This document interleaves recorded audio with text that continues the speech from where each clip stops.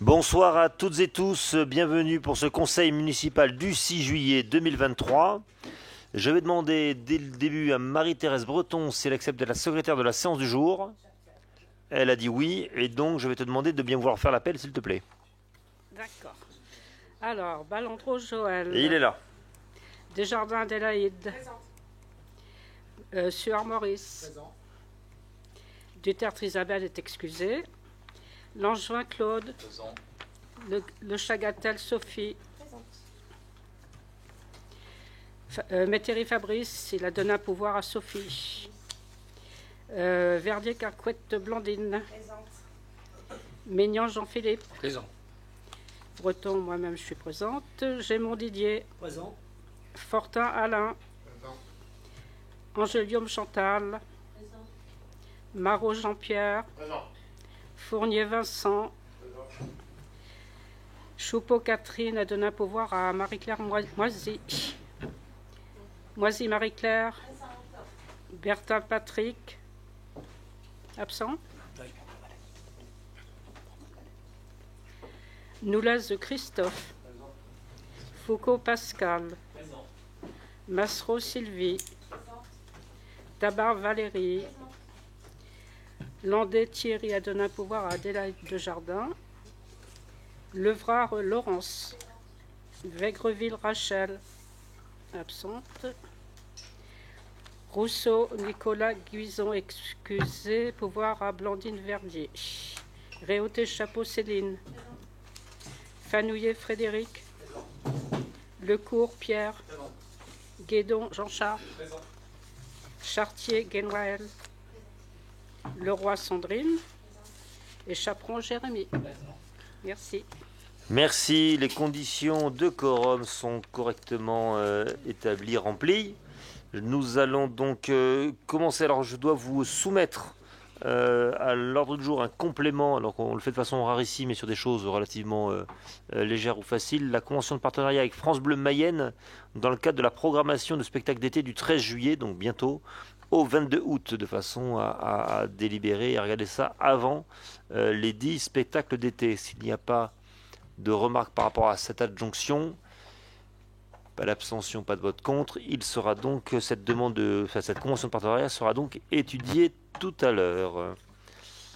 Ensuite, je dois vous demander par rapport au procès-verbal de la séance du conseil municipal du 1er juin dernier s'il y avait des remarques, des demandes d'adjonction, de suppression, de correction. S'il n'y en a pas, je le soumets au vote. Y a-t-il des abstentions ou des votes contre? Je vous en remercie.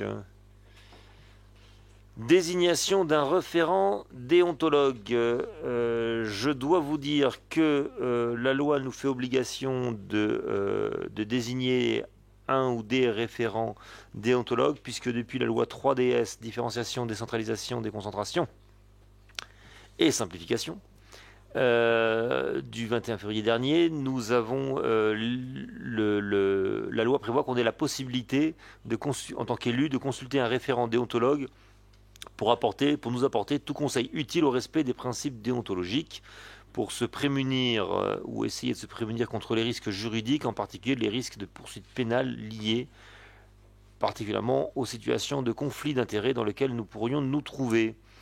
La déontologie étant l'ensemble des obligations et des règles de comportement que doit observer une personne dans l'exercice de sa profession. On parle beaucoup de déontologie dans les professions à ordre, hein, donc les médecins, pharmaciens, notaires, avocats, vétérinaires, etc., etc. Il y a de la déontologie dans tout un tas de métiers, et c'est le cas pour les élus, c'est le cas aussi pour les agents du service public, hein. Donc nous devons observer donc des règles de comportement qui sont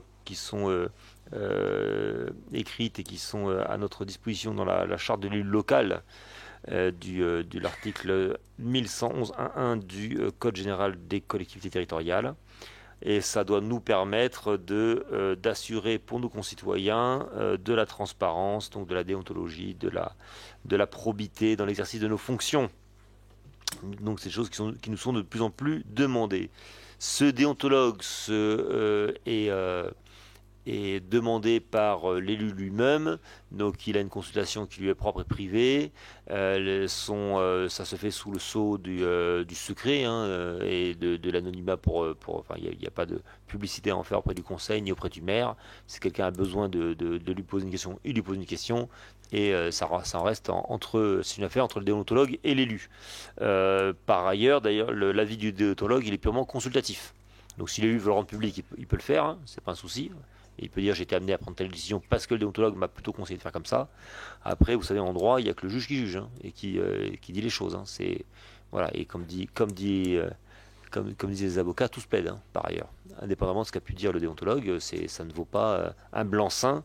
Il peut dire qu'il n'y avait pas de risque et finalement le juge dire qu'il y avait un problème, parce que d'ailleurs l'information a pu être plus ou moins complète, et à l'inverse, ça ne préjuge pas, voilà, donc du coup, d'avis du juge.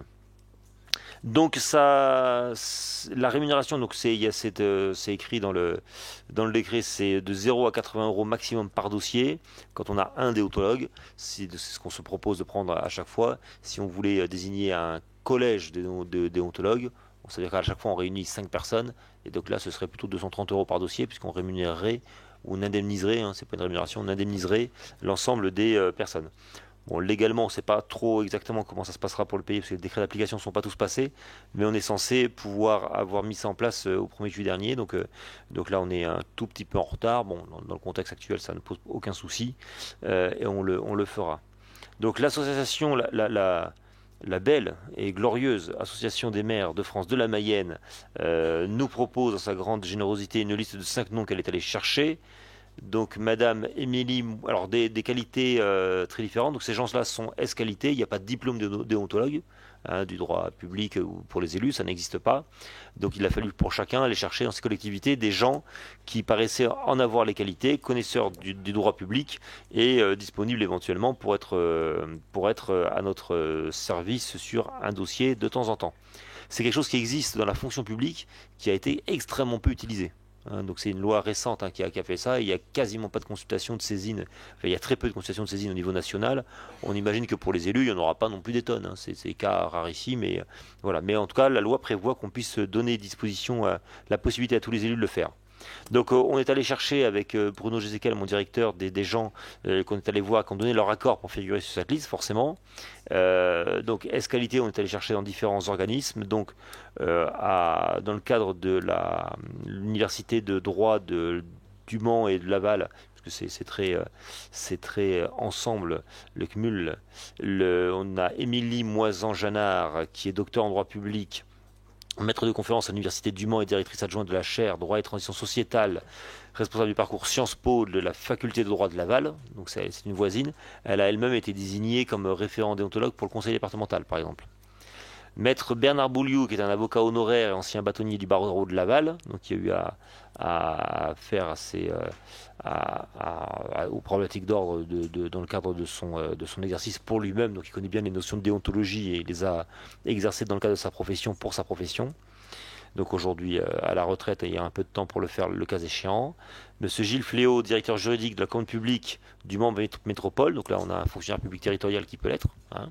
Il y a certains directeurs d'associations des maires, par exemple, qui sont juristes, qui ont été désignés par d'autres associations. Voilà. S-qualité. Madame Adam Essoudi, qui est enseignant-chercheur de la faculté ou enseignante-chercheuse de la faculté de droit de Laval. Monsieur Jean-François Mola, qui est président honoraire du corps des tribunaux administratifs et des cours administratifs d'appel, ancien vice-président du tribunal administratif de Nantes. Et là, on est passé par le biais du tribunal de Laval, dont le patron monsieur Toublanc, nous a conseillé cette personne-là qui a fait l'intermédiaire. Donc on les en remercie pour leur disponibilité éventuelle. On se propose d'en nommer 5 parce qu'en fait le jour où il y a une question, on ne sait pas trop si la personne sera disponible à ce moment-là pour ce dossier-là, s'il est plus ou moins urgent. Donc en nommant plusieurs, on se donne la liberté à chacun d'aller chercher la personne qui correspond le mieux à ses qualités ou à ses disponibilités. Donc voilà, on dit que le référent peut être saisi par tout élu local de la collectivité par lettre donc recommandée avec accusé de réception. Le référent ou directement physiquement. Le référent devra étudier ou étudiera les éléments transmis par l'élu. Donc il faut que ce soit le plus exhaustif possible et le plus complet possible pour qu'il puisse se donner un avis éclairé. et pourra, si nécessaire, donc demander des informations complémentaires et ou recevoir l'élu s'il estime qu'il n'a pas les bons renseignements ou qu'il manque des choses. Et le référent donc, communique son avis à l'élu concerné dans un délai dit raisonnable, ça c'est le texte de la loi, et proportionné à la complexité de la demande, par écrit ou oral en fonction du souhait de l'élu concerné, et cet avis reste à la discrétion en termes de publicité de l'élu, qui pourra en faire publicité ou pas, ou qui pourra le garder pour lui. Y a-t-il des questions par rapport à cette délibération? C'est assez clair. On est d'accord. Y a-t-il, alors je vous propose de désigner les 5 personnes susnommées.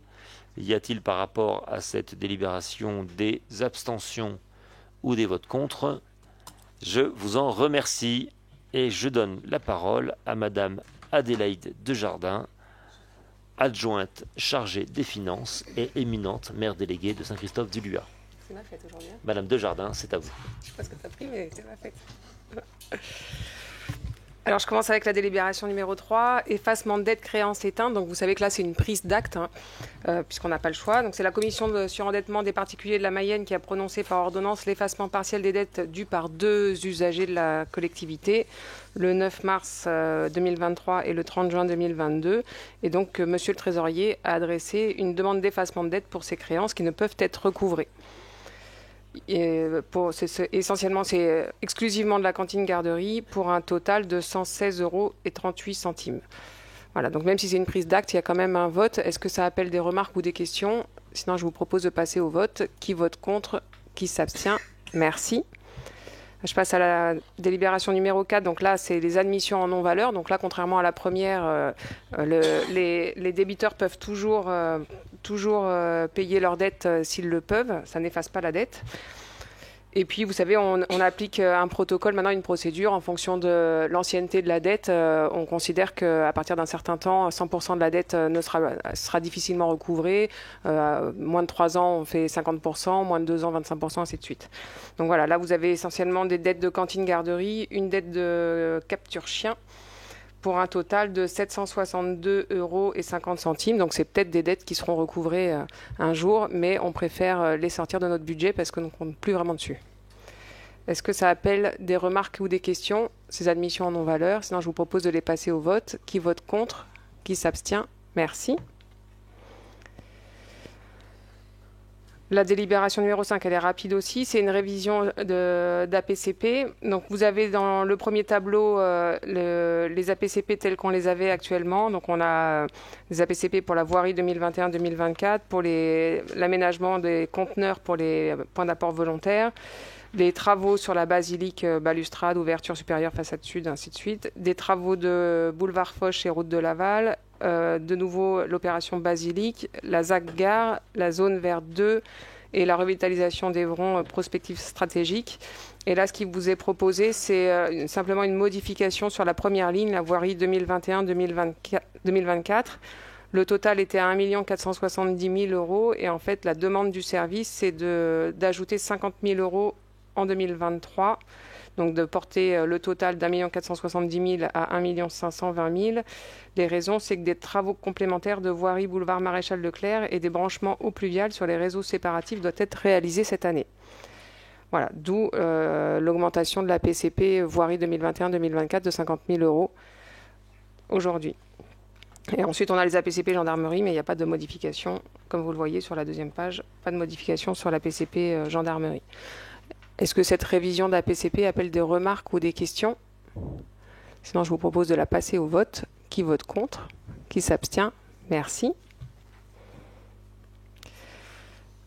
Le point numéro 6, c'est la décision modificative numéro 1. Donc, on vous rappelle que le budget primitif a été voté en décembre, un budget supplémentaire a été voté en avril 2023, et là, aujourd'hui, une décision modificative du budget principal ainsi que du budget annexe, le haut coteau, est nécessaire et est présentée en annexe. Donc pour le budget principal, alors on en a déjà parlé, vous vous souvenez, en fonctionnement, on a décidé de ne plus prendre de petites dépenses de fonctionnement en décision modificative parce qu'on s'est aperçu que toute l'année, on rajoutait sur le budget de la dépense de fonctionnement et puis finalement, au bilan, à la fin de l'année, on n'a même pas dépensé ce qu'on avait écrit au BP au début. Donc là, on a décidé qu'on ne prenait plus les petites dépenses. En fait, on a a priori crédité ce qu'il fallait sur le 011 au moment du BP. Donc c'est pour ça qu'on ajuste essentiellement les recettes pour le fonctionnement. Et par contre, on a des ajustements en investissement. Donc en investissement, ce sont principalement les subventions d'investissement qui sont ajustées compte tenu des attributions notifiées en début d'année. Des crédits pour l'acquisition de matériel divers non prévus au budget primitif. L'inscription de crédits supplémentaires pour la rénovation des cours de tennis. L'inscription de crédits supplémentaires au chapitre 041 en recettes et en dépenses, donc c'est neutre, afin de pouvoir passer des écritures d'ordre relatives aux intégrations de frais d'études. Et pour le budget du Haut-Coteau, il s'agit de l'inscription de crédits supplémentaires en dépenses de fonctionnement pour paiement d'une facture de clôture du marché de 2013. Donc vous avez le détail de cette décision modificative dans l'annexe que je vous laisse ouvrir. Donc le premier tableau, c'est le fonctionnement où vous voyez qu'il n'y a pas de, comme je vous l'ai dit, il n'y a pas de dépenses, on ne prend que les recettes, certaines étant négatives, mais bon, voilà, c'est un ajustement des recettes, avec essentiellement 37 605 € de recettes supplémentaires pour un reversement de la 3C des subventions perçues pour le centre de vaccination. Et puis ensuite des ajustements, des dotations, donc la 47 904 € de recettes supplémentaires pour la dotation de solidarité rurale et puis 84 688 € d'ajustement pour les impôts directs locaux. Donc on a touché plus que ce qu'on avait prévu, ce qui fait un total de recettes supplémentaires de 169 893 € pour le fonctionnement. Le tableau du dessous, c'est l'investissement. Donc là, on a des dépenses et des recettes. En dépenses d'investissement, donc on retrouve les 50 000 € de complément de travaux boulevard Maréchal Leclerc qu'on vient de rajouter à la PCP voirie, donc 50 000 € de dépenses supplémentaires. On a 100 000 € pour le cabinet dentaire suite à l'APD, 30 000 € pour la rénovation des cours de tennis. Bon, après, je passe 370 € pour les Agora Store, 2100 € pour la révision Boulodrome. On a des frais sur la petite enfance, donc sur le multi-accueil, avec 1125 € de colonne à bulles et 1590 € de lave-linge. Pour les recettes, donc on ajuste nos recettes. On a touché du fonds friche et de la DETR pour la ZAC Gare et d'Evron, donc 166 667 € chacun. Je continue de descendre. 50 000 €, on va le voir dans une délibération en dessous. C'est pour l'acquisition foncière pour valorisation environnementale à Châtres. Donc je vais pas spoiler la délibération de Maurice, mais on a besoin d'acheter un terrain à Châtres et 10 000 € pour la citoyenneté. Voilà, les 1 million que vous retrouvez en dessous, là, on a 1 million en recettes et 1 million en dépenses. Donc ça, c'est des écritures d'ordre que je vous expliquais tout à l'heure pour les frais d'études, donc ils sont neutres dans le budget. Donc 1 333 334 € de recettes d'investissement supplémentaires pour 1 245 185 € de dépenses supplémentaires d'investissement. Ça, c'était le budget principal. On doit avoir à la page suivante le Haut-Coteau. Donc là, c'est juste une facture à clôturer pour le géomètre, j'imagine, de 1 500 €. Donc voilà pour le détail de la décision modificative. Si on revient, c'était la délibération numéro 6. Dans le corps de la délibération, on doit avoir le tableau des soldes de gestion, voilà, où on retrouve le BP, les reports, le budget supplémentaire, et on trouve notre DM numéro 1, où on améliore les recettes de fonctionnement de 169 893 €. Donc de fait, on améliore l'épargne nette du même montant, donc pour une épargne nette actuellement estimée à 207 737 €. Voilà, et on ne touche pas à l'emprunt pour l'instant, qui reste à 1,7 million si on réalise l'ensemble des investissements prévus pour cette année. Est-ce que cette décision modificative vous appelle des remarques ou des questions ? C'était tout clair ? Je vous propose de passer cette DM au vote. Qui vote contre ? Qui s'abstient ? Merci. Le point numéro 7, c'est la réhabilitation et l'extension d'un cabinet dentaire à Évron, approbation de l'avant-projet définitif. Donc vous vous souvenez qu'on s'est porté acquéreur d'un bâtiment à l'hôpital d'Évron qui était l'ancien dispensaire pour 50 000 € pour y construire un cabinet dentaire de 2 fauteuils. On avait vu, il me semble, les plans, je pense, en conseil municipal. Donc là, il s'agit d'approuver l'avant-projet définitif. Donc juste pour rappeler un peu le détail du projet, c'était on achetait la maison et en fait, on a besoin de faire une extension qui est pratiquement de la même taille que la maison qu'on a achetée. Voilà, pour expliquer un peu le montant de l'opération. En fait, on double la surface de la maison pour créer un cabinet à 2 fauteuils. Donc, la maîtrise d'œuvre de cette opération a été confiée à IE Architecture pour un taux de rémunération de 13% du montant hors taxe des travaux, soit un forfait de rémunération prévisionnel de 32 500 € hors taxe. Le forfait définitif de rémunération étant arrêté à l'approbation de l'avant-projet définitif. L'avant-projet définitif a été présenté en commission travaux le 23 juin 2023 pour la réhabilitation et l'extension d'un cabinet dentaire répondant aux besoins formulés. Et vous avez le coût total de l'opération estimé au stade de l'APD. Donc pour les travaux de construction, 310 000 €. Et ensuite, les études, on redit la maîtrise d'œuvre, 32 500 €. Le coordonnateur sécurité, 2 000 €. Contrôle technique, 4 000 €. L'acquisition, 50 000 € et divers des réseaux des imprévus, 28 000 €. Ce qui nous fait un total hors taxe de travaux de 426 500 €. Et si on rajoute les 85 300 de TVA, ça fait un total TTC de 511 800 €. Voilà, pour des travaux qui pourraient intervenir assez rapidement. On espère pouvoir y installer des dentistes d'ici une bonne année. C'est ça. Hein. Est-ce que cet avant-projet définitif vous appelle... du coup, on a le plan là. Vous avez le plan sur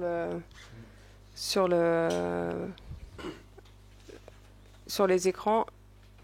Donc, je ne sais pas, entre l'extension et... Peut-être que derrière, c'est le bâtiment originel et devant, c'est l'extension, c'est ça? C'est l'inverse. Bon, ok.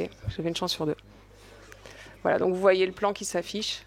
Est-ce que ça appelle des remarques ou des questions? Alors, je vous propose de passer cette délibération au vote. Qui vote contre? Qui s'abstient? Merci.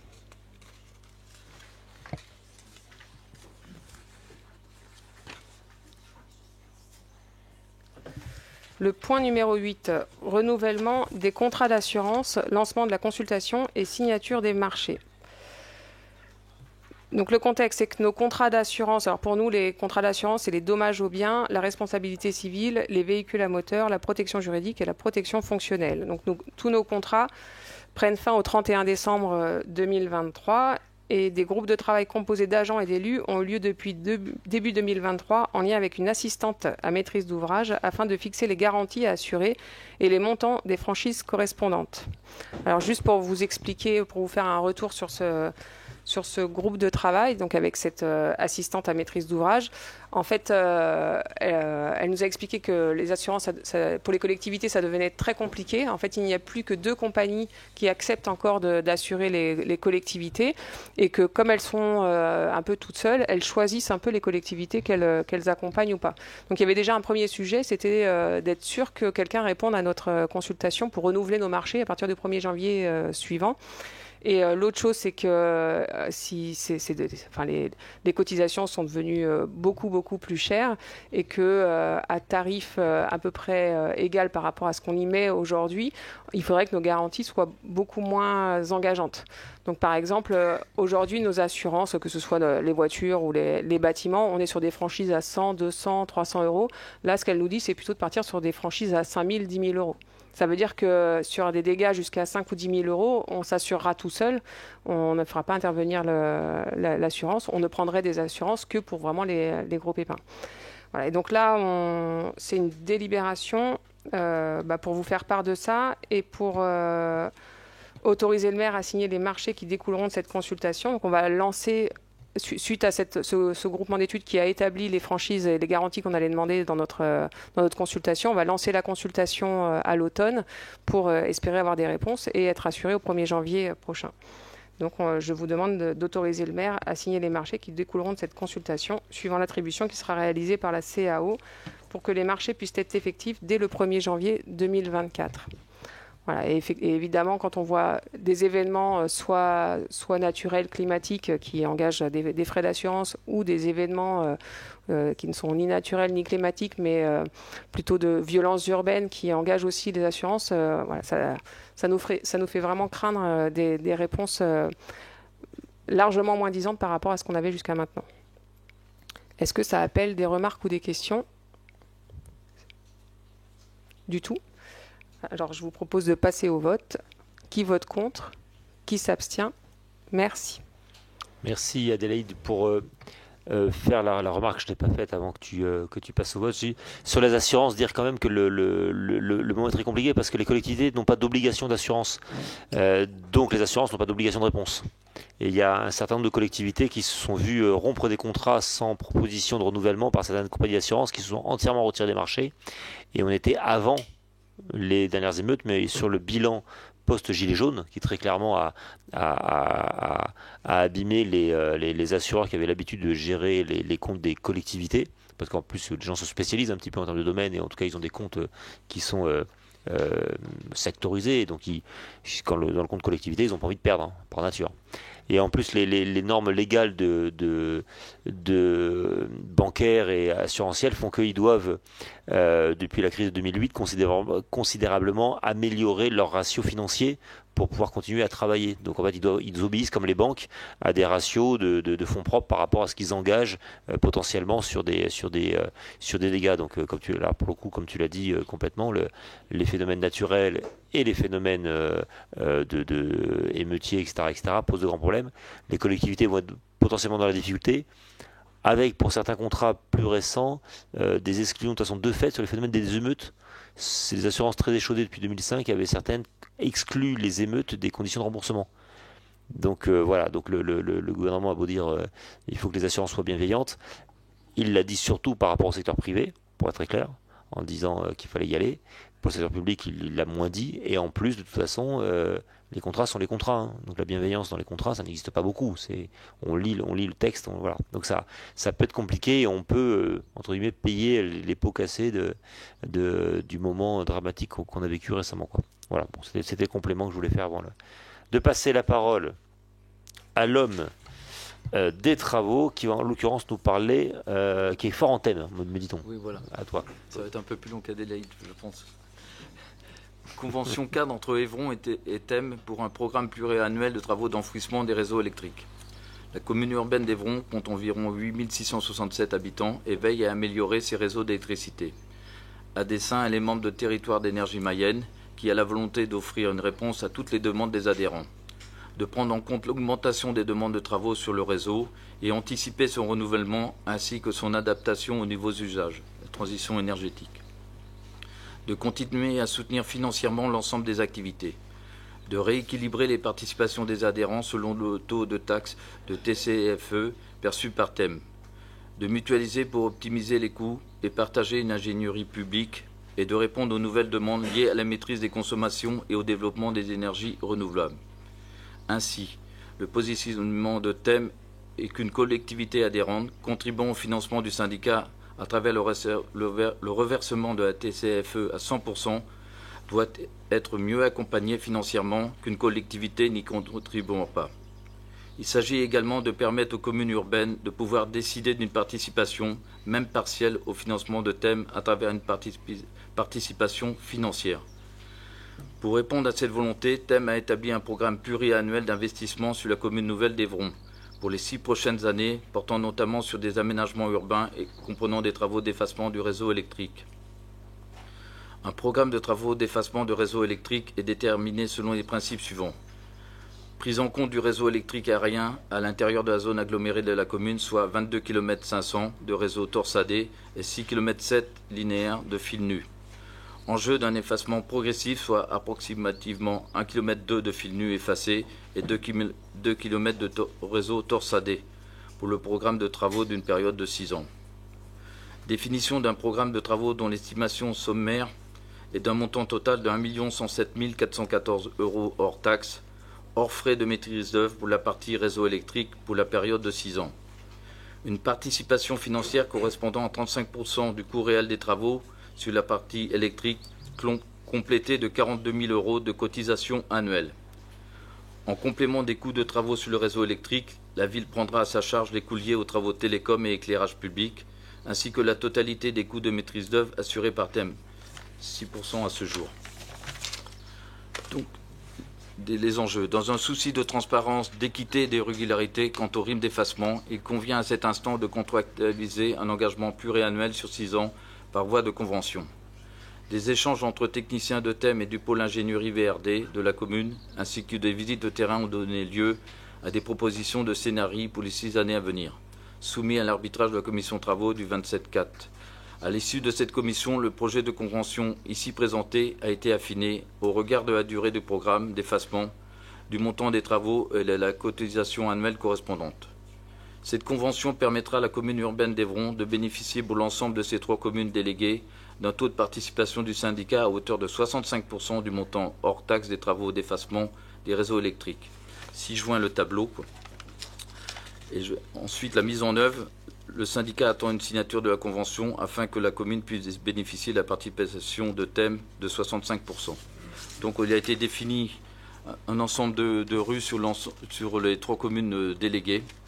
Vous avez en annexe tous les plans de rue ainsi que les montants pour chaque année de travaux.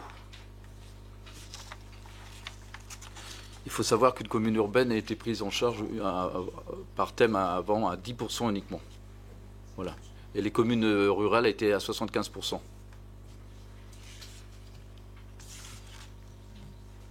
Y a-t-il des commentaires par rapport à ça?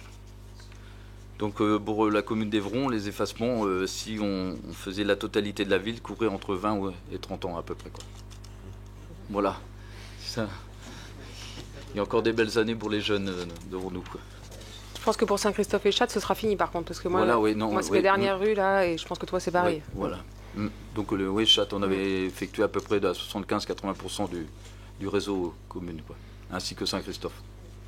Pour être clair, ça correspond à un engagement qu'on avait pris de la part, au moment de la fusion des communes, hein, pour être clair, pour Saint-Christophe et Châtes, qui avait une politique ambitieuse et soutenue depuis longtemps de suppression de réseaux aériens, et sur lequel nous, à Évron, on s'était plutôt mis en stand-by depuis un petit moment, ce qui est souvent le cas des plus grandes villes, puisqu'en proportion des budgets, c'est pas toujours aussi simple.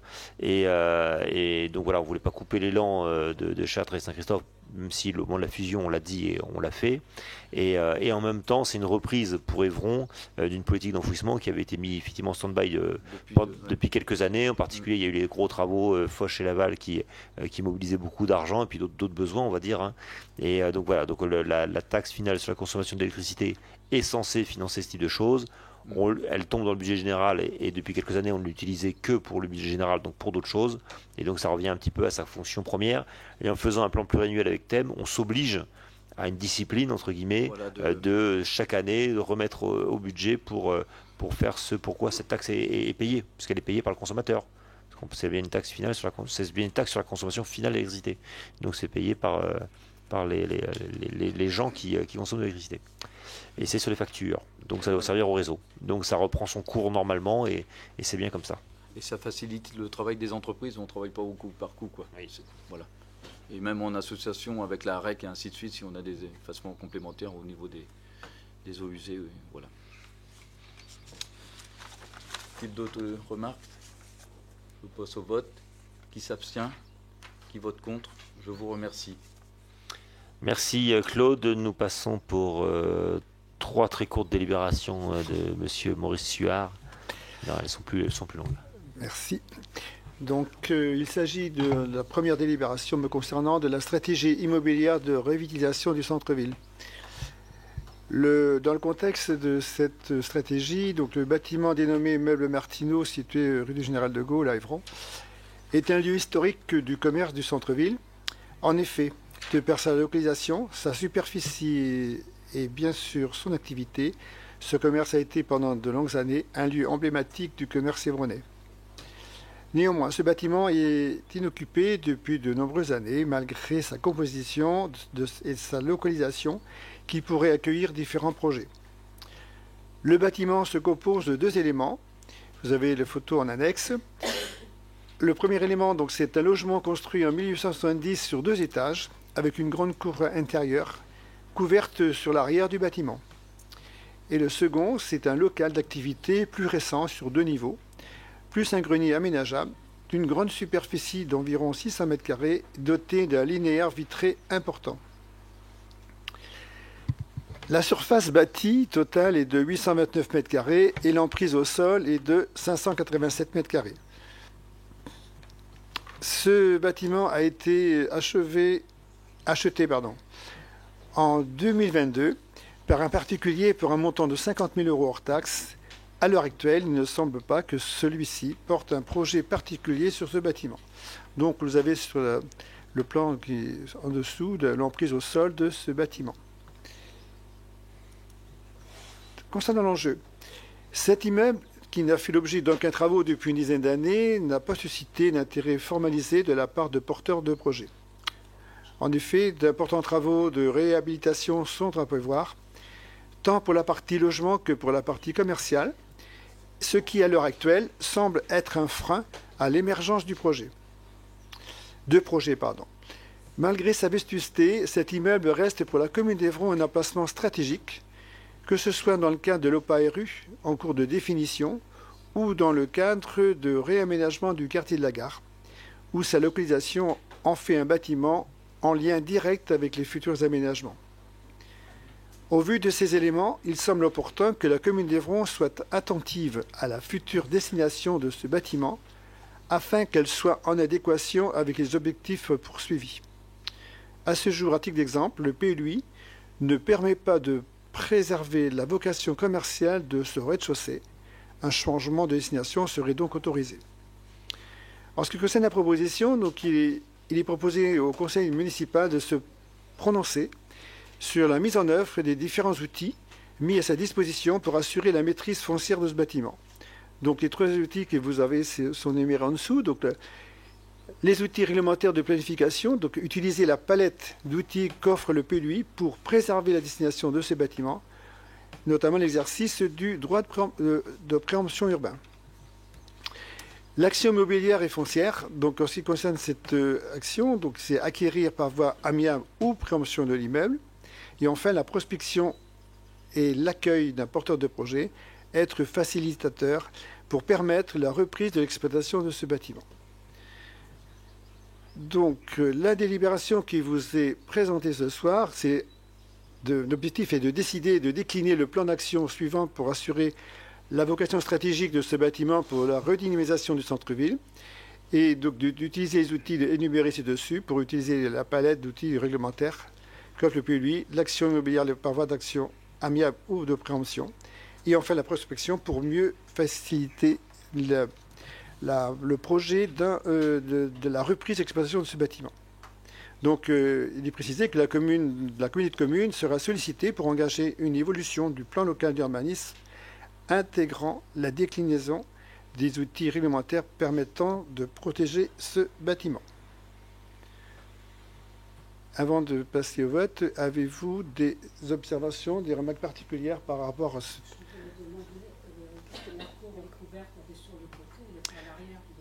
Voilà, la cour couverte, c'est ce qu'il y avait derrière. Devant, c'est l'entrée, et la cour, c'est où il y avait la brocante. Oui, voilà, donc ça donne sur le côté du bâtiment. Exact. C'est pour ça, c'est juste... C'était une cour avant, c'est par rapport à l'historique. Ouais. Donc, ça a été couvert, bien sûr, depuis 1871. Et bien sûr, c'était la brocante de... À l'arrière, ça donne sur une propriété privée. L'arrière, oui, c'est... Ouais. On ne peut pas accéder à la... Donc, à la rue de la Perrière de ce bâtiment-là. Exactement. Pour l'instant. Non, pour l'instant, on ne peut pas accéder.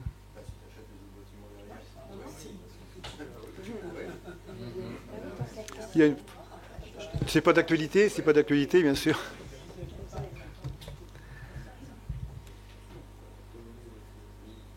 D'autres remarques par rapport à ces délibérations? À défaut, je propose la délibération au vote. Donc, y a-t-il des abstentions, des votes contre? Je vous remercie. Donc, la délibération suivante, c'est l'appel à manifestation d'intérêt la dite AMI des centres-bourgs des Coëvrons, candidature du Saint-Christophe-du-Lac. Dans le contexte, les centres-bourgs sont depuis plusieurs années confrontés à un manque d'attractivité et à des défis multiples, notamment en termes d'habitat, de commerce, de mobilité, de transition énergétique et écologique.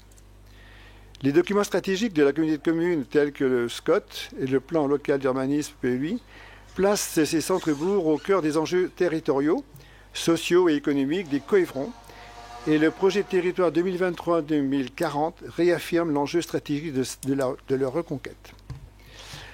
Donc le plan local de l'habitat prévoit d'aider à la réalisation d'opérations pilotes de renouvellement urbain et la communauté de communes s'est engagée dans une démarche de sobriété foncière au travers de l'élaboration d'une stratégie zéro artificialisation nette, c'est-à-dire ZAN, à l'horizon 2050.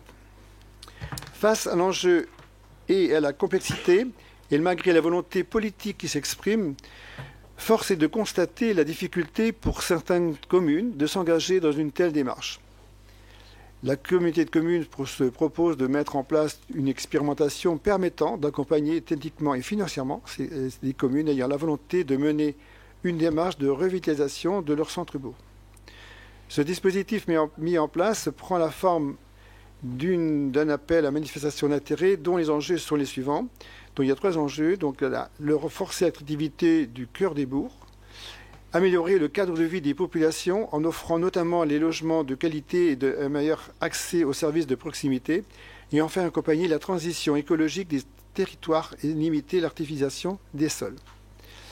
Donc l'AMI, l'appel à manifestation AMI, Centre-bourg repose sur 2 volets. Un volet stratégique et un volet opérationnel. Donc le volet stratégique, c'est les communes retenues seront accompagnées dans l'élaboration de leur stratégie de revitalisation de centre-bourg. Cet appui technique gratuit par la commune, pour la commune comprendra un diagnostic préalable et la définition du périmètre d'études pour la communauté de communes avec l'appui de la commune.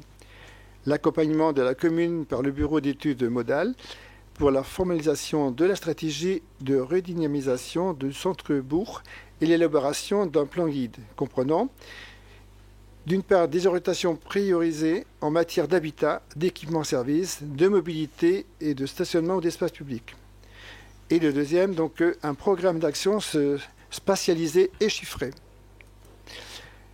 En ce qui concerne le volet opérationnel, la communauté de communes accompagnera les collectivités engagées dans une stratégie intégrant différents leviers d'action tels que l'habitat, le commerce, la mobilité, l'aménagement urbain. L'objectif est de soutenir des projets s'inscrivant dans une démarche globale et de sélectionner prioritairement des projets dont la maturité est suffisante pour envisager une concrétisation rapide. La nature de l'aide apportée par la communauté de communes sera la suivante. D'abord, un conseil dans la mise en œuvre des procédures, tant sur le côté foncier, le renouvellement urbain, par le bureau d'études. Une aide à l'identification des partenaires techniques et financiers potentiels ainsi que la mise en relation, un appui dans la recherche de financement pour le projet, un accompagnement financier pour les études, de l'assistance à maîtrise d'ouvrage et ou des acquisitions et travaux selon le projet et son niveau d'avancement. Et enfin, la communication et la valorisation de l'opération, une aide à la définition d'un plan de communication et un appui dans sa promotion. Une commune pourra candidater sur un seul volet ou sur les 2 selon son niveau d'avancement. Il est cependant fait remarquer que les centres-villes de Montsûrs et d'Évron, bénéficiant d'un dispositif Petit Lieu de demain, ne sont pas éligibles à ce dispositif. Les autres communes déléguées de ces 2 communes nouvelles le seront.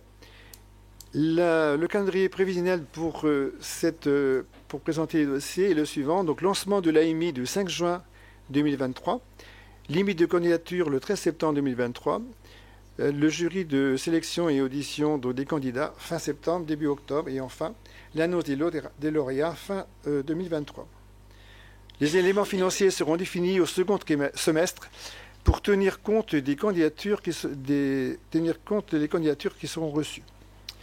En ce qui concerne l'enjeu, donc la commune déléguée de Saint-Christophe-du-Lac éligible à cette démarche peut déposer une candidature pour être accompagnée dans une étude de revitalisation du centre-bourg.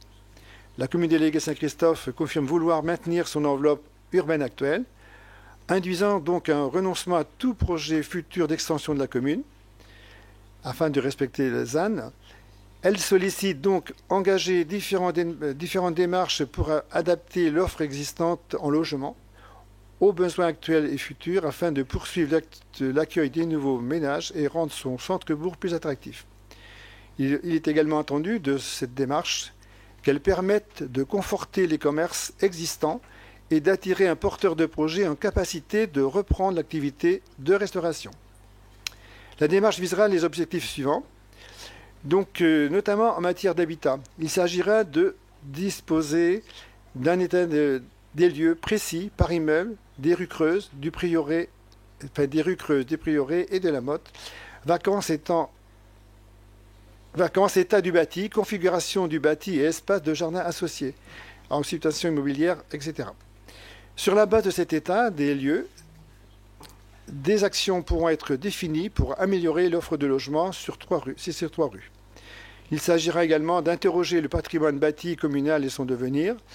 L'analyse de gisements fonciers permettra également de projeter la construction de nouveaux logements et de s'assurer que leur constructibilité est encadrée de manière adéquate. Pour ce qui concerne la dynamique économique de la commune, la priorité de cette démarche consistera à mettre en œuvre toute action de nature à assurer la reprise de l'activité de restauration dans le centre-bourg, incluant si nécessaire l'acquisition du fonds et de l'immeuble. Les travaux de rénovation qui seront nécessaires ainsi que les aménagements extérieurs qui s'avéreraient pertinents. L'étude s'attachera également à interroger l'emprise foncière des charpentes du Maine et des propriétés communales adjacentes dans une optique de résorption des friches. Quelques secteurs ont été identifiés comme nécessitant une amélioration des conditions de mobilité douce, accès école, secteur petit bolide, ferme pédagogique. Ceux-ci feront l'objet d'une étude et de préconisation de travaux. En matière de concertation, il est envisagé d'associer l'ensemble des propriétaires ou des occupants des rues creuses de la Motte et du Prieuré pour les associer non seulement à l'état des lieux qui sera réalisé, mais également pour échanger des actions qui pourraient être mises en place. Pour ces raisons, il est proposé que la commune dépose une candidature sur les volets 1 pour l'étude et sur le volet 2 pour l'opération. Donc de l'AMI proposé par la communauté de communes. La candidature concernant le volet 1 consistera à établir un plan guide de revitalisation du centre-bourg de Saint-Christophe intégrant les différents enjeux précités. Et le volet 2 opérationnel donc, portera sur une première opération urgente concernant les actions nécessaires à la reprise d'une activité de restauration en centre-bourg et une seconde opération qui sera consécutive au plan guide et qui portera sur une opération de renouvellement urbain sur une des 3 rues concentrant des enjeux d'habitat, c'est-à-dire les rues Creuses, Prieuré et de la Motte. Il y a une mise en œuvre, donc pour cette mise en œuvre, il y a une délibération qui est nécessaire pour appuyer le dépôt de la candidature de la commune déléguée de Saint-Christophe, ce centre-bourg porté par la communauté de communes, par la petite commune. Avant de passer à la délibération, l'objectif de la délibération, donc, c'est de porter l'intérêt,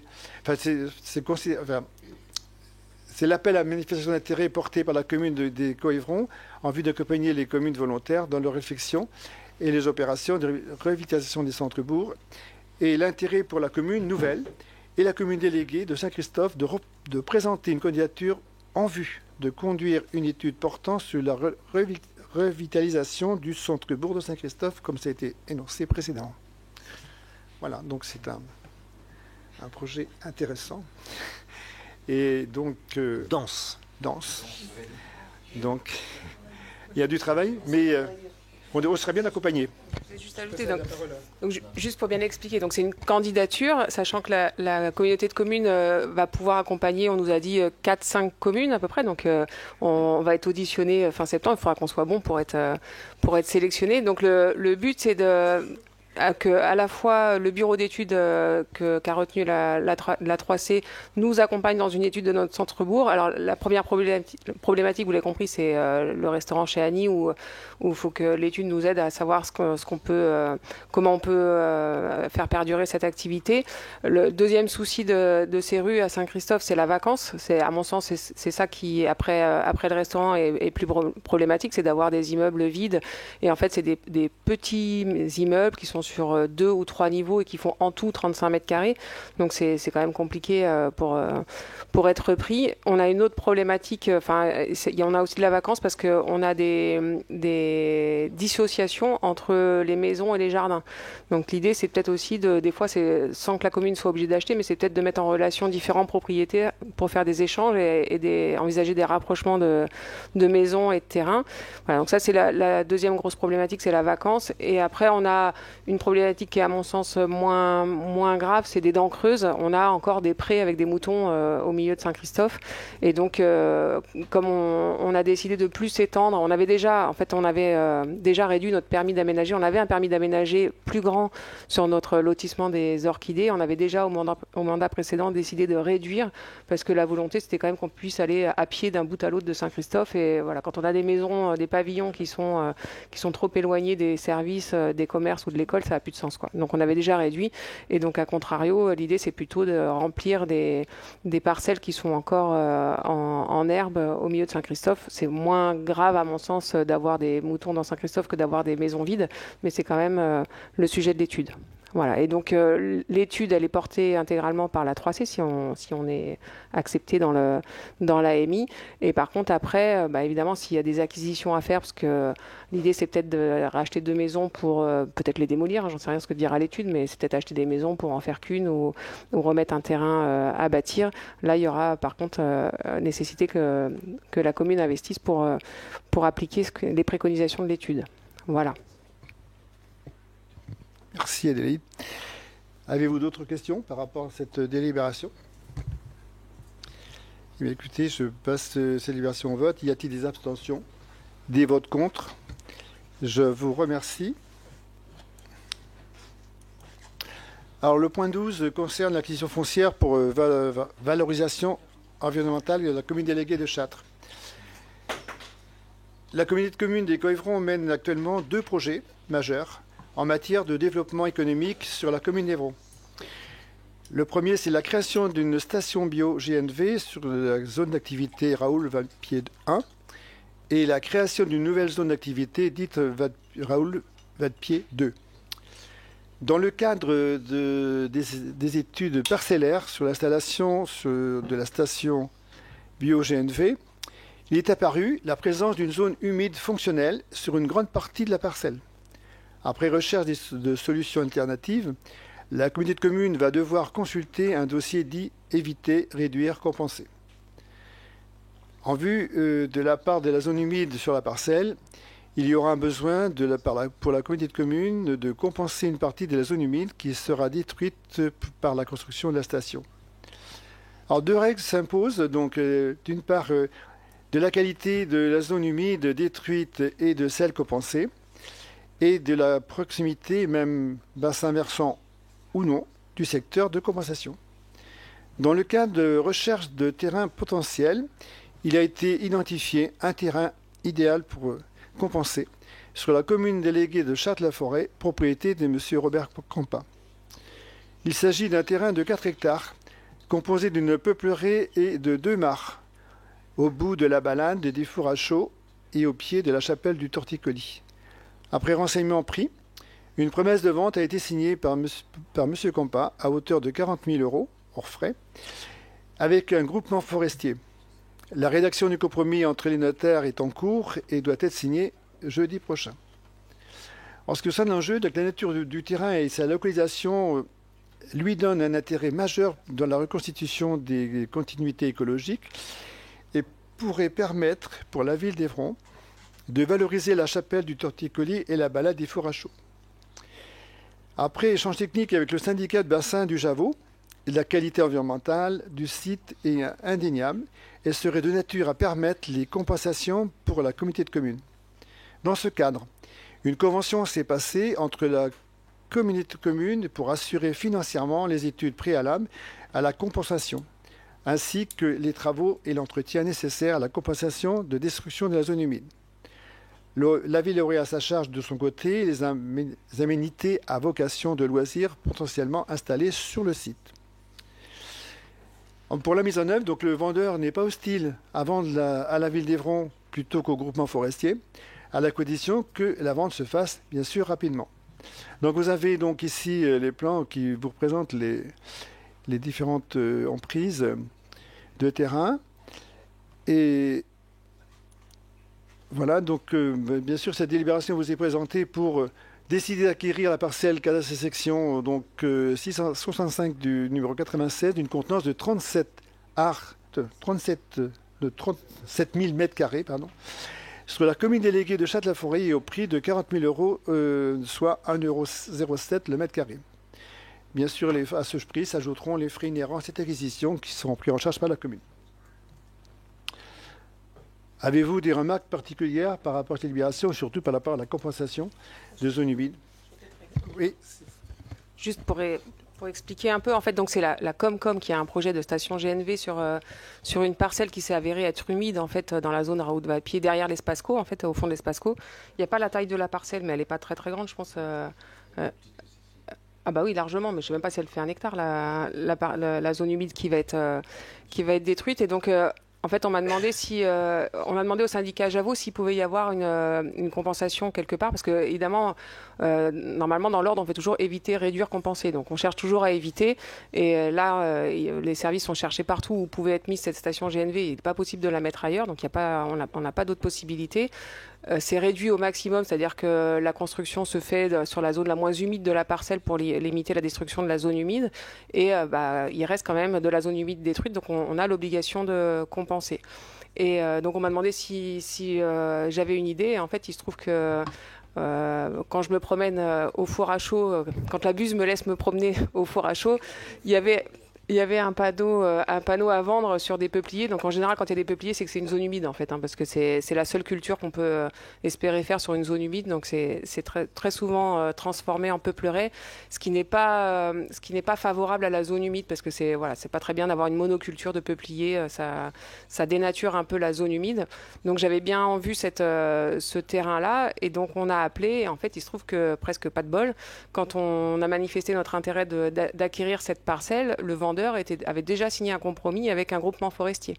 Et donc là, on est en pourparlers avec le groupement forestier pour nous laisser acheter la parcelle. Donc vous comprenez bien que c'est la commune qui achète la parcelle, parce que c'est quand même sur son territoire, donc c'est quand même plus simple que ce soit la commune qui achète, mais c'est la Comcom qui va renaturer la parcelle en compensation d'un projet communautaire. Et par contre, si on arrive à acheter cette parcelle, elle est vraiment quand même très sympa. Il y a de quoi faire. C'est sur la promenade des Fours à Chaud, c'est à la chapelle du Torticolis. Donc il y a de quoi faire quand même quelque chose de sympa pour les Évronnais aussi, de profiter de cette compensation pour nous faire un terrain éventuellement ouvert au public et agréable pour tous. Voilà. Avec un sujet qui sera de ne pas compenser ou travailler la zone humide avant d'avoir fait les travaux de l'autre côté, parce que pour le cas de Montsûrs, il y a eu un exemple récent, il y a eu une inauguration à Montsûrs d'un terrain restauré en termes de fonctionnalité de zone humide, et comme ils l'ont fait entre guillemets de pleine volonté et indépendamment, parce qu'ils voulaient faire un chemin de randonnée, donc c'est une valorisation aussi pour le territoire. En fait, ça ne compense rien. Donc la prochaine fois qu'ils feront quelque chose en termes d'artificialisation, il faudra à nouveau qu'ils compensent, et on ne tiendra pas compte des efforts faits avant. Donc c'est quand même compliqué, donc il y aura une question de timing à faire. Oui. En fait, la zone humide de Montsûrs, elle a coûté 0 à Montsûrs. Enfin, ils ont juste acheté, ils ont acquis, mais en fait, c'est tout pris en charge par l'agence de l'eau et le syndicat Javot. Là, si on a une compensation, pour le coup, c'est aux frais de la 3C, sinon c'est pas une compensation. Oui, complètement.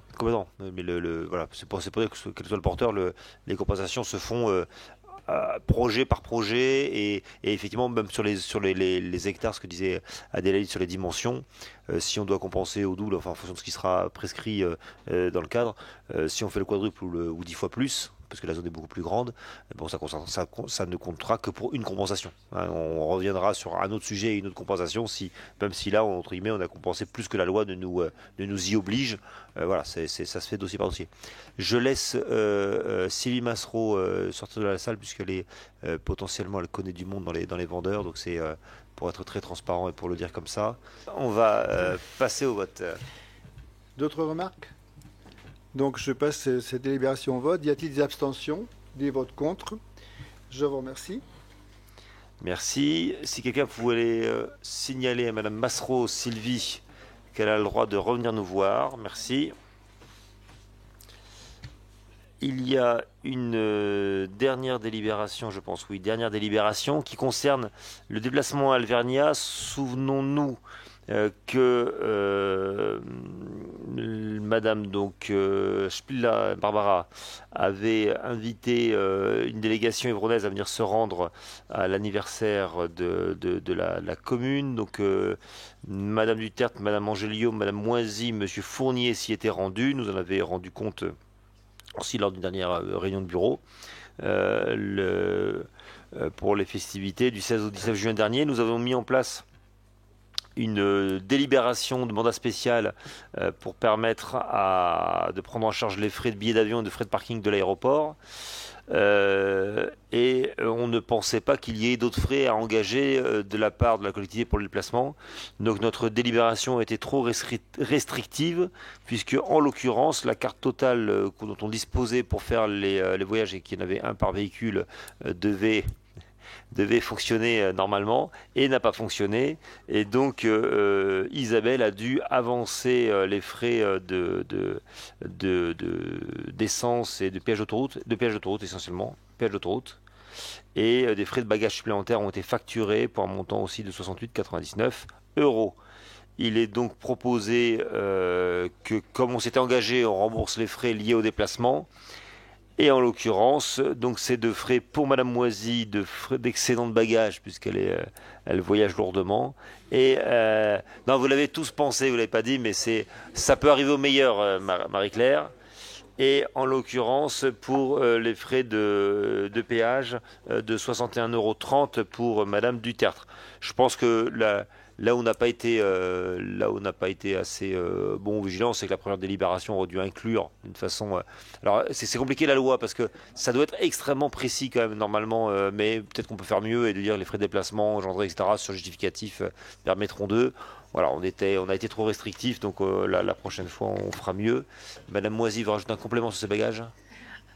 En fait, mon bagage était enregistré, mais que pour le retour, pas pour l'aller. Ah oui, d'accord. Il y a eu un bug en fait au moment des enregistrements, quand on a fait nos billets et tout. Et donc je n'avais pas de bagage pour aller, mais j'en avais un pour revenir. D'accord. Voilà, donc c'est embêtant quoi. D'accord. Bon voilà, donc c'est réparé. Enfin c'est réparé, si l'Assemblée le veut bien, parce que certains faisaient la moue. Non, je ne pense pas qu'il y ait de gros problèmes. Est-ce qu'il y a d'autres informations, compléments? C'est clair. Non, tu as le droit de rester. Si, elle doit sortir. Incroyable. Et n'empêche, ça devient vaudeville, les conseils municipaux. On sort par une porte, on revient par la fenêtre. Enfin, c'est quand même, voilà. Madame la Première ministre avait dit au dernier congrès des maires que ça devenait un peu compliqué, les règles sur les conflits d'intérêts, etc., etc. Mais bon, voilà, il n'y a pas de sujet. Y a-t-il d'autres remarques? Parce que maintenant qu'elle est partie, on peut dire du mal. Y a-t-il d'autres remarques? Personne n'a de mal à dire, donc c'est normal.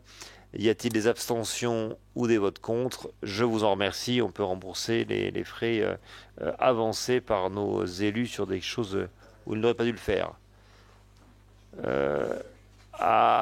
Oui, excusez-moi, on avait l'ordre du jour complémentaire que je vous ai demandé, qu'on a accepté de faire tout à l'heure. Et c'est ma tablette, je ne l'ai pas réactualisé, donc du coup, je l'ai pas revu. Oui. Si, il est là. Il est là. Allez, vas-y, à toi. Il s'agit de la convention de partenariat avec France Bleu Mayenne dans le cadre de la programmation d'été. Donc on a cette convention à signer tous les ans. Elle arrive toujours un peu tardivement. J'arrive pas à savoir si c'est nous qui sommes en retard quand on la demande ou si c'est le traitement qui est fait par France Bleu Mayenne. Je suis pas certaine que ce soit traité à Laval. Donc je pense qu'il y a un peu des deux. En substance, rapidement, si vous ouvrez la convention qui vous est donnée, l'intérêt pour nous, c'est que notre programmation sera en situation de promotion sur les ondes locales, c'est-à-dire sur France Bleu Mayenne. Et nous, en échange, on leur permet d'offrir aux auditeurs 6 places pour chaque soirée des estivales folkloriques. Donc la convention, elle nous engage notamment à produire les visuels de France Bleu Mayenne sur nos événements. On peut insérer aussi le logo de la radio sur notre programme papier et sur tous nos supports de com. En échange, nous, on s'engage à ne faire la promotion que de cette radio-là. Donc en fait, c'est donnant-donnant. C'est très peu engageant pour nous, mais par contre, en termes de retombées, c'est plutôt intéressant parce qu'on parle d'Évron et de ce qui s'y passe. Par contre, la radio, le réseau Radio France nous explique bien que si jamais il y a un événement majeur avec une actualité débordante, eh bien, ce qui se passe à Évron passerait vraiment au second plan, voire disparaîtrait des ondes. Mais voilà, évidemment, on s'inclinera. Donc voilà, c'est cette convention que je vous propose, je vous demande de m'autoriser à signer cette convention. Est-ce qu'il y a des questions par rapport à cette convention ? Donc je vais la soumettre au vote. Est-ce qu'il y a des personnes qui s'abstiennent? Des gens qui sont contre? Je vous remercie. Merci. Nous sommes arrivés au bout de cet ordre du jour. Il y a des annonces à faire. Il y aura, avant qu'on parte, une petite vidéo à passer sur les activités de l'été. Je crois qu'ils l'ont prête en régie. On n'a pas pu la démarrer tout à l'heure, je crois. Mais avant de la passer, je dis ça pour la régie, peut-être un mot les uns les autres sur ce qui s'annonce. Pas grand-chose parce qu'on arrive à la pause estivale, mais il y a quand même quelques temps forts sur le sport. Le premier temps fort, ce sera le vendredi 21 juillet, avec la réception du Stade Lavallois qui viendra faire un match amical contre Cholet. Donc c'est le seul match amical sur le département de la Mayenne, du Stade Lavallois. Les 26 et 27 août, il y aura aussi un tournoi national de basket avec en point d'orgue aussi un match amical le dimanche de l'USL Laval, équipe aussi pro qui joue en N2. Et le dernier tournoi de sport collectif, ce sera le 2 et 3 septembre avec un tournoi de hand avec des équipes de N2 et N3 également. Et puis je redonne rendez-vous sinon au 9 septembre pour le Forum des sports et des associations. Dans cette année olympique, l'objectif sera de faire le plein dans nos assos. On a déjà un premier licencié pour les clubs d'Évron, puisque vous avez peut-être vu que Maxime Sorel avait pris sa licence au CA Voile. Donc on espère qu'il y aura de nombreuses personnes à venir rejoindre Maxime Sorel dans les clubs évronnais.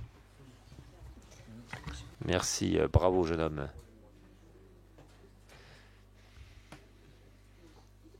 D'autres... Allez, on lance la vidéo pour les spectacles de l'été, s'il vous plaît, puis je ferai un mot après sur un autre sujet.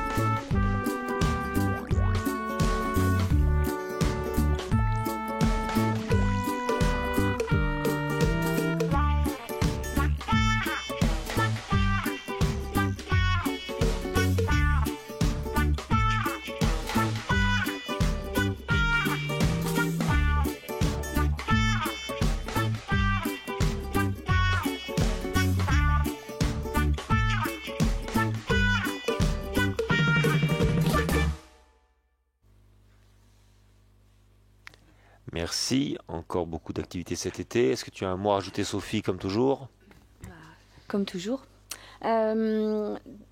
En fait, sur les dates de l'été, on a, comme on trouve que les concerts pique-nique fonctionnent vraiment super bien, donc on en avait un au départ il y a quelques années, et puis après on en a rajouté un deuxième pour que les estivants de juillet et d'août aient chacun leur concert pique-nique. Et puis cette année, on avait un troisième concert.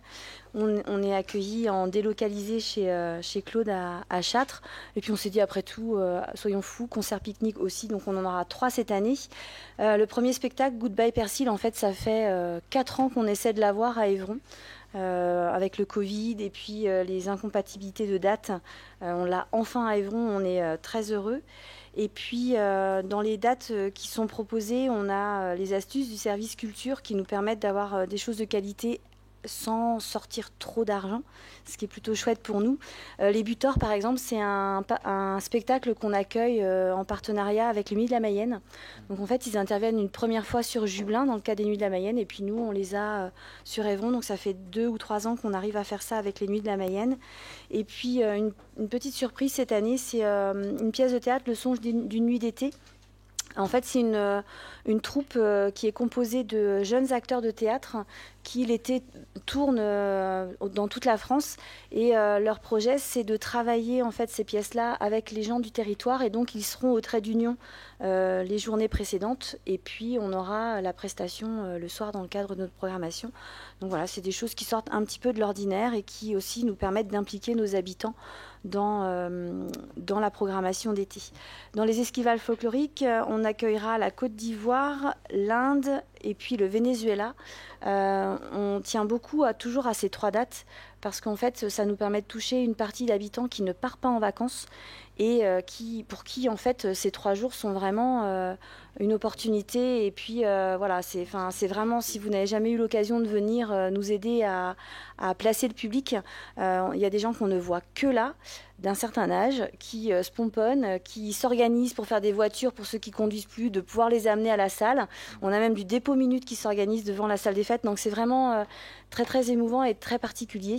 Alors au-delà de l'esthétique folklorique qu'on aime ou qu'on n'aime pas, on a un vrai enjeu en fait sur Évron pour ces 3 dates-là. Donc si vous êtes dispo, on a besoin d'un gros coup de main, au moins sur le premier soir pour placer les gens. Après le deuxième soir et troisième soir, les gens connaissent leur place, donc ils se débrouillent tout seuls, juste pour voir aussi Maurice en situation de il connaît tout le monde, quoi. C'est juste incroyable. Elles sont toutes folles de lui. Voilà, donc plein de dates. J'en profite aussi pour vous parler un petit peu Festival Art Sacré. Donc on inaugure le festival demain. On a déjà 2 dates qui sont complète, une 3e qui va être complète assez rapidement. Donc au niveau des réservations, ça fonctionne vraiment très fort. D'expérience, quand ça réserve très fort, on a très peu de marge sur des places du dernier moment le soir même. On espère qu'on n'aura pas ce phénomène-là cette année. Et puis pour ceux qui ont eu la chance d'être sur le WhatsApp du groupe, le groupe élu, vous avez vu quelques photos. On a installé les pièces du trésor de la basilique cet après-midi. On a beaucoup frotté, ça brille. Les services techniques que je remercie parce que là, ils ont vraiment été extraordinaires, ont su répondre à toutes nos attentes un peu tordues de présentation, d'installation, de mise en sécurité.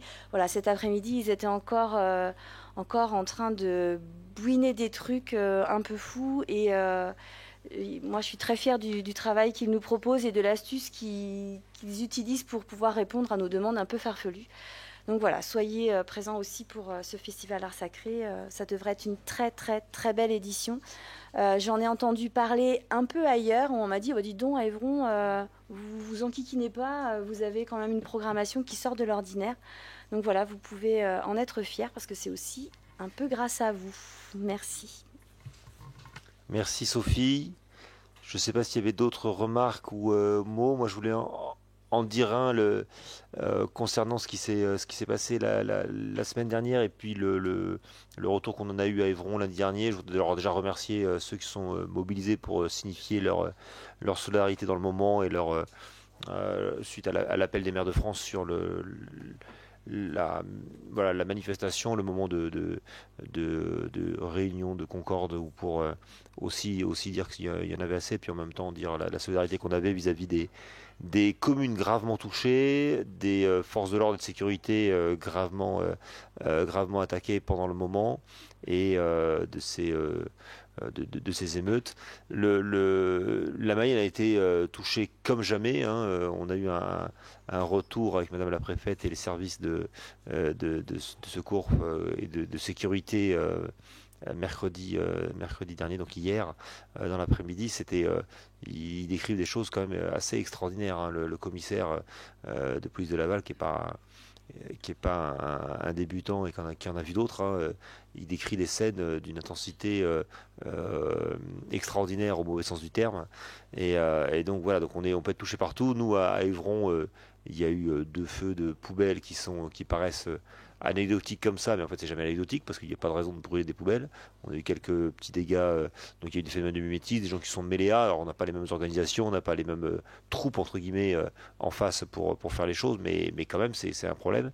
Et surtout que quand un feu démarre, on ne sait jamais où il s'arrête, puisque vu l'endroit où c'était placé, si vous prenez le bâtiment, c'est vite une catastrophe totale.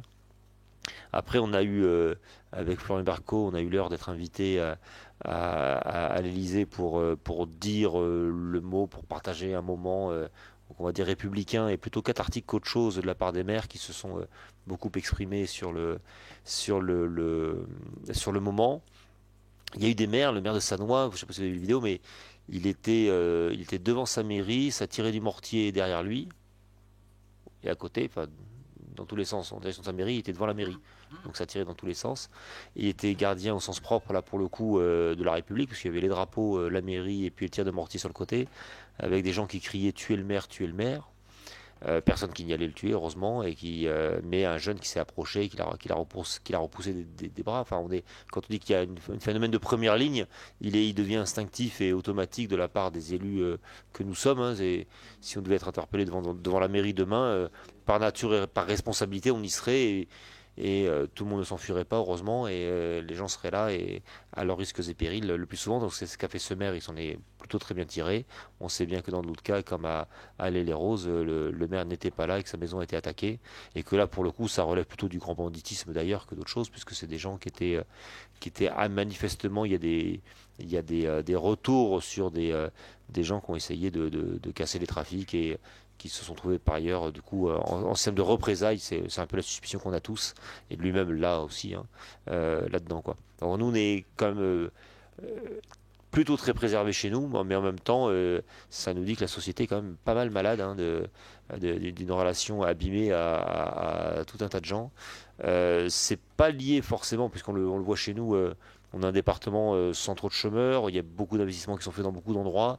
Enfin, les causes en sont multiples, complexes, de long terme, et on a eu un moment de débat très gauche-droite. On s'est cru à l'Assemblée, là, on mobilisé une droite sécuritaire, une gauche sociétale et des oppositions très, très caricaturales presque. Et puis après, d'autres maires qui ont plutôt dit bon, les maires, ils sont avec et dans la solution pragmatique sur le terrain. Mais vous voyez, voilà, il y a des choses quand même à retravailler. Ce sera au gouvernement de nous donner une direction. On l'a pas eu ce jour-là, hein, pour être très clair. La promesse de dire qu'on va reconstruire plus vite, c'était pas, bon, c'est pas un enjeu sociétal, c'est pas un enjeu. Pour le coup, c'est une réponse ni pour les sécuritaires ni pour les autres. Enfin, c'était quand même compliqué.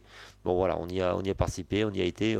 Je mesure à quel point, on en reparlé ce matin avec une dame qui prend sa retraite, qui venait de région parisienne, à quel point nos territoires ont un avantage de long terme à préserver, qui est dans sa qualité de vie, hein. Et même si on a été touché par 2-3 choses, je peux vous dire que pour un certain nombre de professions, s'acheter des appartements ou des maisons entre 5 et 10 000 euros du mètre carré pour se retrouver au milieu de ça, c'est quand même compliqué pour un certain nombre d'endroits. Parce que dans les villes, tout le monde a été touché, hein. Les édifices publics ont été touchés, mais les gens étaient au milieu des fois, hein. Et puis après, ça a circulé partout dans les villes, quoi. Bon, après, voilà. Donc voilà, donc c'était le moment difficile la semaine dernière qui a été touché. Moi, je voudrais avoir une pensée aussi, je l'ai eu au conseil communautaire, mais l'indice qui s'est mêlé en même temps pour les élus de la Mayenne et pour avoir eu le maire de Chaillan au téléphone le lundi matin. Donc c'était le moment où, voilà, où les choses se préparaient, où nos forces ont été mobilisées partout. On a eu et ce n'est qu'un un triste hasard, enfin un drame qui n'a aucun lien avec sa fonction pour le coup, mais un ancien élu, alors médaille de Vermeil dans l'engagement dans sa commune depuis plus de 30 ans, etc. Donc Jean-Claude Havard, à qui on doit penser, qui a été donc victime d'un fou, quoi, d'un meurtrier en cavale, alors c'est pas un fou au sens psychiatrique ou médical du terme, mais au terme c'est un criminel, quoi, un criminel multirécidiviste pour le coup, qui l'a emporté. Donc voilà, je voulais penser à eux aujourd'hui, puisqu'on a un conseil municipal donc à Chaillan qui est extrêmement touché par ce moment-là, qui est accompagné, mais qui est dans une difficulté importante à ce moment-là. Voilà les mots que je voulais avoir, qui ne sont pas très réjouissants pour la fin, mais indépendamment de ça, on va the show must go on, la vie continue aussi, et nous aurons un bel été qu'on espère le plus calme possible chez nous, et en tout cas on est sûr qu'il sera plein de festivités et de bons moments à Évron, grâce à nous tous, aux artistes qui viendront nous égayer cet été. Je vous souhaite de bonnes vacances pour ceux qui en prendront. En tout cas, le conseil municipal en prend. Et les élus seront sur le pont. Il y en aura toujours pour s'occuper de la cité. Merci à vous.